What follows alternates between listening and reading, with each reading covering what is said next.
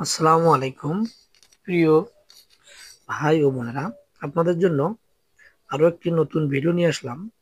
আজকের বিষয় হচ্ছে, আপনার বাড়ির আশেপাশে বা গ্রাম বা মহল্লায় যদি এরকম কুকুরের কোনো দল দেখেন, তাহলে আপনার করণীয় এবং কিভাবে এসব প্রাণী থেকে নিজেকে রক্ষা এবং পরিবারকে রক্ষা করবেন, এই বিষয়ে নিয়ে আলোচনা করব।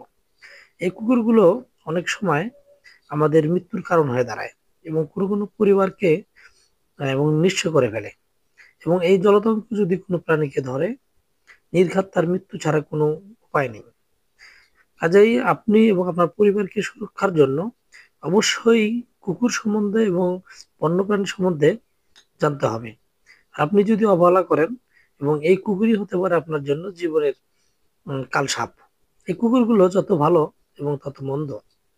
আমরা আশা করব এই কুকুরগুলোকে অবশ্যই নিয়ম কানুন মেনে এলাকায় রাখবেন। যদি এরকম কোনো কুকুরের দল থাকে, এবং কুকুর যদি কোনো পোষা প্রাণী বা মানুষকে যদি কামড় দেয়, তাহলে অবশ্যই প্রাণী সম্পদে যোগাযোগ করবেন। প্রয়োজনে পৌর এলাকায় মেয়রের সাথে যোগাযোগ করবেন। যদি যোগাযোগ না করেন, তাহলে কুকুরগুলোর থেকে অনেক সময় জলাতঙ্ক ভাইরাস হয়। এই জলাতঙ্ক ভাইরাসে মানুষের মৃত্যু ছাড়া কোনো পথ থাকে না। আর যদি আপনি উপজেলায় একটু যোগাযোগ করতে পারেন, তাহলে উপজেলা যোগাযোগ করলে অবশ্যই তারা আপনাদেরকে এই কুকুরগুলোকে ভ্যাকসিন দিয়ে দিবে, যার কারণে কোনো হাঁচর বা কামড় দিলে কারো উপকার হবে না। ধন্যবাদ। চ্যানেলটি ভালো লাগলে অবশ্যই সাবস্ক্রাইব করে পাশে থাকবেন। আসসালামু আলাইকুম। ভালো থাকবেন।